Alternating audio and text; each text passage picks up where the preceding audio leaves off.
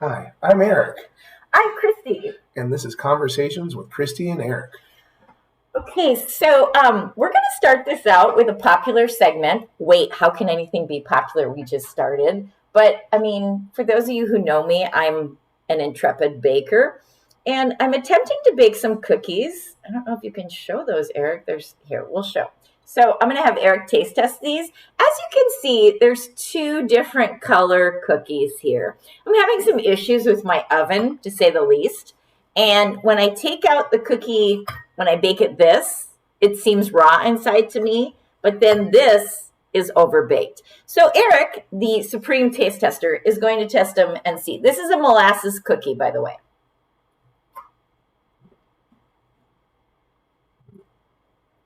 No, you don't like the crunchy cookie. Is it too crunchy? Okay. Yeah, that's why we had to have the water, the palate cleanser. That's definitely a thing. I mean, I'll still eat it.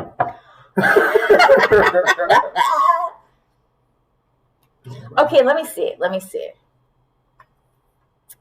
Yeah, but is this overbaked too? It's softer. I feel like this is overbaked too. A little bit, but it's softer than this one. I used to be able to bake cookies. Apparently, that's no longer my skill set. So, wow, gonna have to work on that. But you will still eat both. Yes.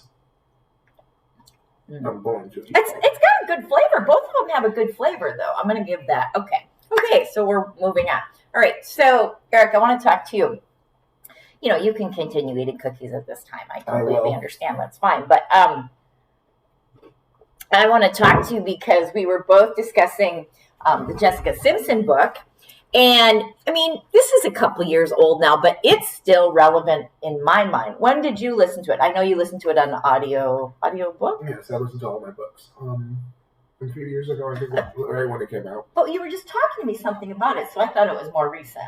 No, it's a few years ago. Oh, okay. Well, anyway, so I just want to tell you that this book was gifted to me by my friend Teresa Flores, who lives in Long Beach, California. And she went to this conference and she got a swag book and she's like, hey, anybody wants this? Hi, I'll take it. And I just want to read what she wrote in it, share with all of you. It's dated 3/5/20, so that was right before we all, went inside doors. Christy, Jessica wasn't available to sign her book for you, so I'm doing it instead. It's a work of art. Love, Teresa. I mean, Teresa, thanks so much for that. That really, really makes it for me. So anyway, I'm starting to read it, but you listen to the whole thing. And I mean, were you following her? Did you know what was going on in her life? No. Oh, you didn't? No. See, for me, of course, there's much more detail in the book, but I knew who she dated. Did you watch the Newlywed Show with Nick Lachey? Yes, that was probably the last thing. Oh my God. I mean, that was early days wonderful. Of reality shows. Is it chicken or tuna? Chicken of the Sea. Is it Chicken of the Sea? In fact, did you see in the book, they're like, I know it's chicken. Like her friends told her to name this book, I Know It's Chicken. That was brilliant. I know it's chicken. She's like, you guys, it's tuna. I can't call it that. So anyway, I just thought, I think it's really interesting. Every single celebrity book that I've ever read, they all have to go through some incredibly difficult thing. Yes. And it doesn't really matter. They're going to be a star no matter what because they've had all these, different things happen to them. Would you agree? I wouldn't. Well, no. Do you know anybody or use Jessica as an example? Well, I mean, her struggle with her body image, alcoholism, she's gone through quite a bit, going through social media, or not even just social media, but with paparazzi and tabloids and all that. Exactly. I remember seeing Having there's to no portray photos. the good girl. Good for her, but I remember seeing that photo of her with the mom jeans. Oh, yeah. She talks about that. She does talk about it. And you know what? I looked up to see which size she was at that time. And this, 4. Yeah, she was a size 4. It said 27 jean, and I looked it up. A size 4, and they were calling her fat. Okay, we have destroyed everyone. 0, you're fat. Oh, is that what it is? A 4 is fat? Yes. Okay, a 4 is bone thin. 0 is walking skeleton. Mm-hmm. Okay. All right. Well, we've got that down. Anyway, this is an interesting book. I feel like you could still read it now today in Oh, 2021, cusping 2022, and it would still be interesting. I think so. Oh, which did you prefer, this one or Gabrielle Union? I think I read Gabrielle Union's book resonated a little bit more with me, or I can relate a little bit more. Why? Because of the African American experience. I know. Everything's going to be colored like that. That's fine. Yes. Okay, Yes. so if Jessica was black, you could have. I don't know. I don't know what her experience would have been as a black woman, but okay, but Gabrielle, but her experiences related more. Her book spoke to things that related more to me in my own life experiences. I mean, Gabrielle Union's amazing. And too. she is. She's great. I loved her books. I haven't read her second one, but I love her. She's great, obviously. Okay, so a little known fact is that Eric is really into Drag Race. What? No? Oh, okay. Well, then, because I was going to talk some about Drag Race, but now I guess we can. Oh, okay, good. So I just want you to know, I don't know that much about drag queens, only vis-a-vis Eric. And in the last 2 weeks, there's been like features on drag queens in the trashy magazines that I read. So this one is a day in the life of RuPaul's Drag Race alum, Alaska. How do you say this? Thunderfuck. Oh, Thunderfuck 5000. Okay. And I'll so. have to bleep that out for later. Oh, no. It's fine. Whatever. We can say whatever we. Oh, we're educators. Right. Okay. So then why did you say it? Why would you? How would you? Ask me to Thunder say Bleep 5000? Thunder F Bleep Bleep K? Her name is Thunderfuck 5000. You keep asked saying me it. that Keep saying it. Okay. So the other thing is. Explain to me how they pick their names. I think it all depends on the queens and their own experiences. A lot of them are like puns or like puns or just funny things or commentary, depending on where they are around the world as well. Or it could be a name that meant something, like Trixie Mattel. Her first name was a name that her abusive stepfather used to call her, so she took it back as empowerment. He used to call her Trixie because she was feminine. Mattel. Well, the Mattel was added because she's a doll, but okay, Trixie, her first name was picked because of that, whereas other people might be because of a drug or because of a street or a name that they just idolized. They always have those charts where you can say, "Oh, pick the street, and then it's your porn star name or whatever." Just extreme bullshit. Oh, but I mean, I'm just wondering. So each one has a. What about the one that's from Fresno? Eric, you're buddies with her. She said she did an interview and she said that her Wait, first she did an interview with what? Meet the Queens, because she's coming out next season. Oh my gosh! So her first name is from Beyonce and her last name is from a cartoon, I believe. I think that's what she said. I couldn't remember that part, but. What do you mean her first name? Deja, because of the song Deja. Deja. Okay, so what's her name again? Deja Sky. Deja Sky, and Sky is from a show or something else. Someone, I think it was a cartoon that she liked or something like that. Okay, so isn't the possibility that she won RuPaul's Drag Race? Yeah, it could be.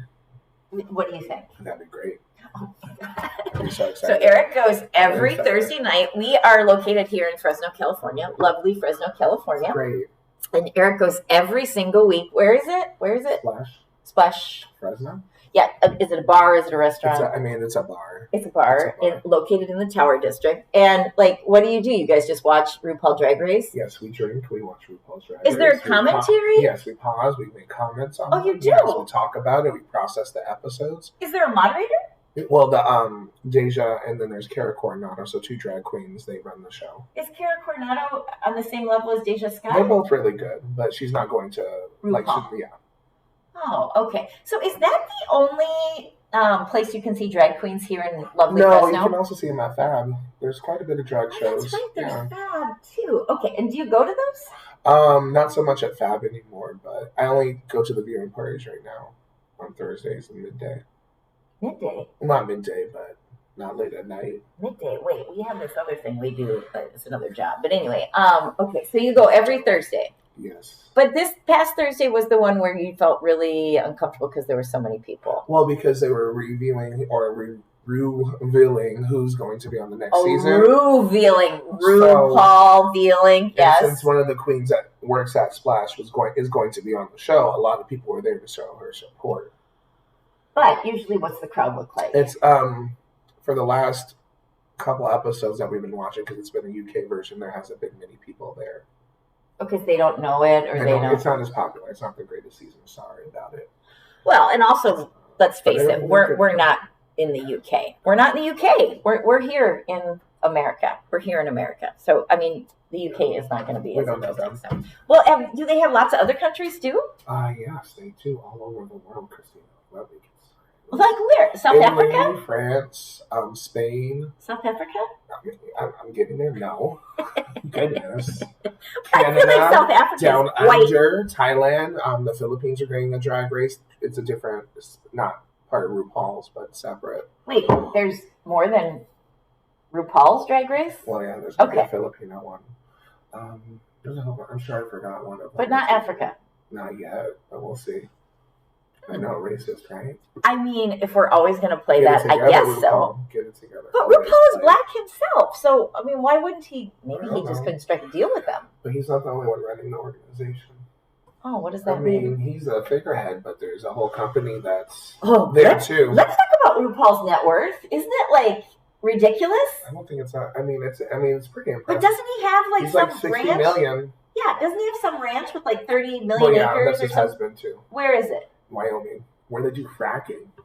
Well, that's great that Wyoming's known for that in this conversation. But, okay, so... Oh, no, at their ranch they do fracking on his land. Wait, and we know this why? Oh, because it's a whole thing. People talk about it. No, RuPaul? I'll show you later. We'll Google it. No, let's talk about where you can Google it. Where just Google. You just go RuPaul fracking? Yeah.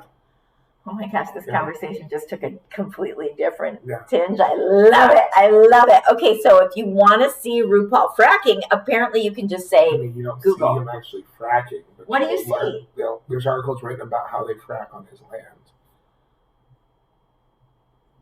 Who knew that people were frackers? Many people know that now.